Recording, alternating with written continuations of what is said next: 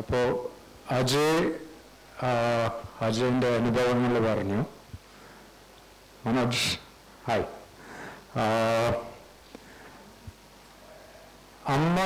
അമ്മേൻ്റെ കൂടെ ഞാൻ സ്കൂൾ കാലത്തും കോളേജ് കാലത്തും 21 വയസ്സ് വരെ അമ്മേൻ്റെ കൂടെ ഉണ്ടായിരുന്നു.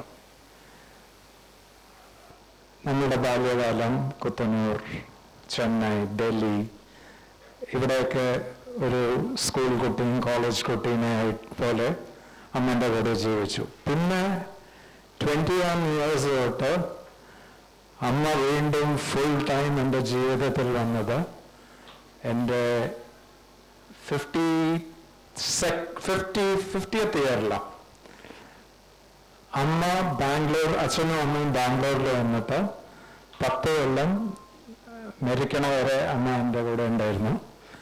അമ്മേൻ്റെ ക്ലോസ്ലി ഞാൻ ഫോളോ ചെയ്തത് ചിലത് എനിക്ക് മനസ്സിലാക്കിയത്, അമ്മ 28 കിലോ 25 കിലോ ഒക്കെ ആയി മാറിയപ്പോഴും അമ്മേൻ്റെ ഉള്ളിലുള്ള ഡിറ്റർമിനേഷനും റിസോൾവും ഒരു വേറെ ലെവലിലായിരുന്നു. നമ്മളൊക്കെ 70 കിലോ 75 കിലോ ഒക്കെ ആയാലും അമ്മയ്ക്ക് ശരിക്കും നമ്മളെയൊക്കെ ഇരുത്താനുള്ള കരുത്തുണ്ടായിരുന്നു.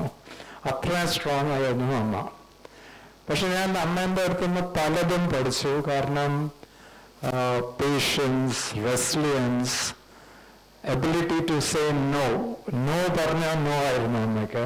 അങ്ങനത്തെ ഒരു സ്ട്രെങ്ത് ഉണ്ടായിരുന്നു അമ്മയ്ക്ക്. അത് പ്രോബ്ലി നമ്മൾക്കൊക്കെ നോ പറയാനുള്ള, അജയാണെങ്കിലും ഞാനാണെങ്കിലും പ്രോബ്ലി അതിൻ്റെ 40% 30% ഉള്ളൂ. നമ്മളെ കൊണ്ട് നോ പറയാനുള്ള കഴിവില്ല ഇപ്പോഴും എന്നാണ് എൻ്റെ വിശ്വാസം. ഞാൻ എന്താ പറയുക, വാക്കുകളോട് പറയണേക്കാട്ടിലും ഞാൻ അമ്മേൻ്റെ ജീവിതം 84 years of life ഞാനൊരു ഡോക്യുമെൻ്ററി വഴി ഞാൻ കമ്പൈൽ ചെയ്തിട്ടുണ്ട്. ഈ ലൈറ്റ് കുറച്ച് ഓഫ് ചെയ്യണം, കുറച്ച് volume also needs to be off. അമ്മമ്മ, വല്യമ്മ, വല്യമ്മ, മമ്മി, മമ്മി, ഓമന, ഓമനമറിയലും ആർക്കവി, ഓമന തന്ത്രാട്ടി എന്നിങ്ങനെ അറിയപ്പെടുന്ന ഞങ്ങളുടെ അമ്മ.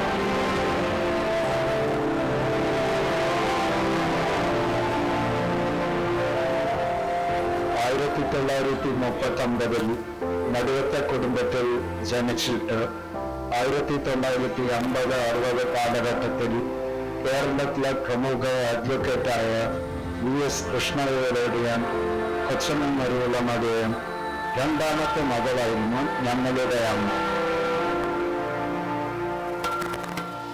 സഹോദരങ്ങളായ നാരായണ മുന്നിയുടെയും നിർമ്മല മരുമകളുടെയും സുകുമാരൻ മുന്നിയുടെയും കൂടെ അവർ ഏറെ സന്തോഷത്തോടെ ബാല്യകാലം ചെലവഴിച്ചു.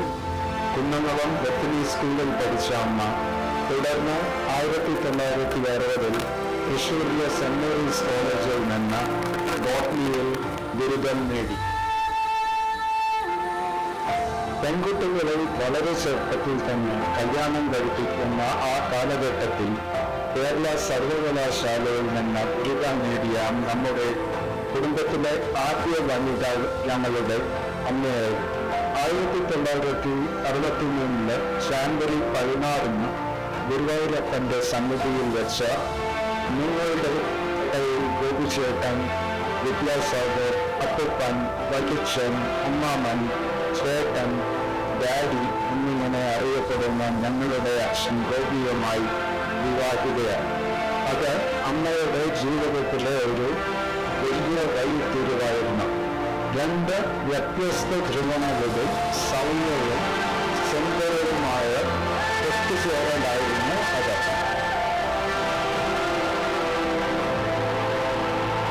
അവർ ഒരു മാതൃക ദമ്പതികളായി ഇന്നും നിലകൊണ്ടിരുന്നു. തുടർന്ന് അവർ ബോംബെയിലും പിന്നീട് ദീർഘകാലം ഡൽഹിയിലും ഒരുമിച്ച് താമസിച്ചു. ഏതൊരു പ്രതിസന്ധിയിലും തളരാത്ത സ്വഭാവമായിരുന്നു അമ്മയുടേത്. ചെന്നൈയിൽ നമ്മുടെ വീടിന്റെയും കുട്ടനാടുള്ള നാണുമാമയുടെ വീടിന്റെയും ഹൃദയസ്പന്ദനമായിരുന്നു അമ്മ.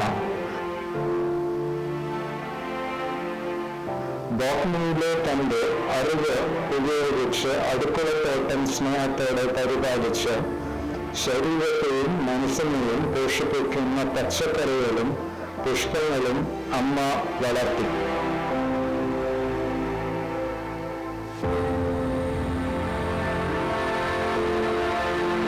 സ്നേഹത്തോടെ അമ്മ ഒരുക്കിയ dosa, puff, bread role, cutlet, അപ്പം, എരിവുള്ള സാമ്പാർ തുടങ്ങിയ വിഭവങ്ങൾ എല്ലാവർക്കും ഇഷ്ടമായിരുന്നു. അമ്മ ഉണ്ടാക്കിയിരുന്ന പായസം നമ്മുടെ ഓരോ ഉത്സവത്തിനെയും കൂടുതൽ സ്വാദിഷ്ടമാക്കി.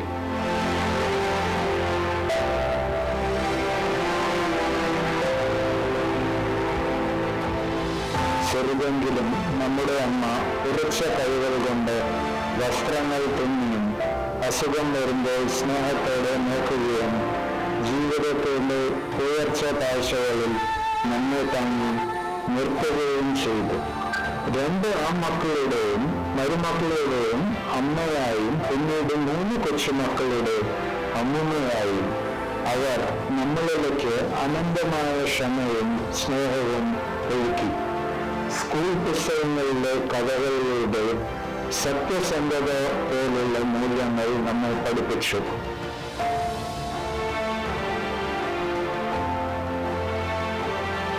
ശക്തി വലുപ്പത്തിലല്ല, നിങ്ങൾ നട്ടു വളർത്തുന്ന വേരുകളിലായിരുന്നു.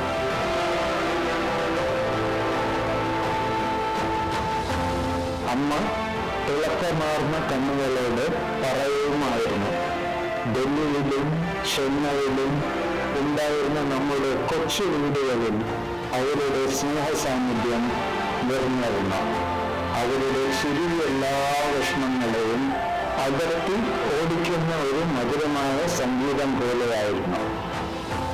അമ്മയുടെ പൂന്തോട്ടം ചെടികളെ വളർത്താൻ മാത്രമായിരുന്നില്ല, ജീവിതത്തെ സ്നേഹത്തോടെ പരിപോഷിപ്പിക്കാനും നമ്മളെ പഠിപ്പിച്ചു.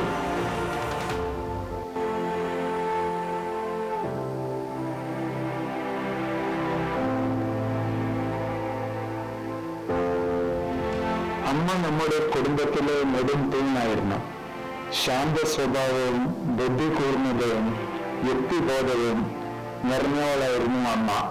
തന്റെ ജീവിതത്തിന്റെ അവസാന നിമിഷം വരെ നമ്മൾ എല്ലാവരുടെയും ജീവിതത്തെ സ്വാധീനിച്ചു അമ്മ. അമ്മയുടെ ബുദ്ധികൂർമ്മതയും അവസാന ശ്വാസം വരെ പ്രകടമായിരുന്നു. പക്ഷെ അവസാന കാലത്ത് അമ്മയുടെ ശരീരത്തിന് ചൈതന്യവും കൂർമ്മതയും നിറഞ്ഞ മനസ്സിനോട് ഒപ്പം എത്താൻ കഴിഞ്ഞിരുന്നില്ല. ജീവിതത്തിന്റെ അവസാന വർഷങ്ങളിൽ പ്രായവും ക്ഷീണവും കൂടിയപ്പോഴും അമ്മയുടെ ആത്മാവ് എപ്പോഴും ജ്വലിച്ചുകൊണ്ടിരുന്നു.